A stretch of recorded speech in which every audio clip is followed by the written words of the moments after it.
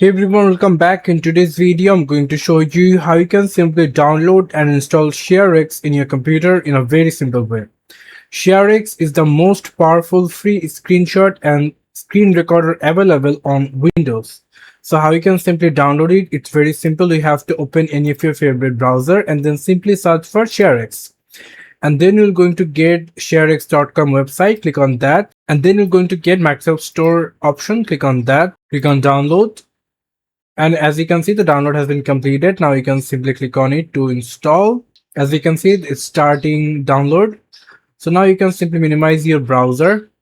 And now as you can see that the ShareX is rightly completed download. So you can see over here, it's downloaded in your computer. It's rightly showing in your computer. So now you can simply use it, ShareX in your computer device.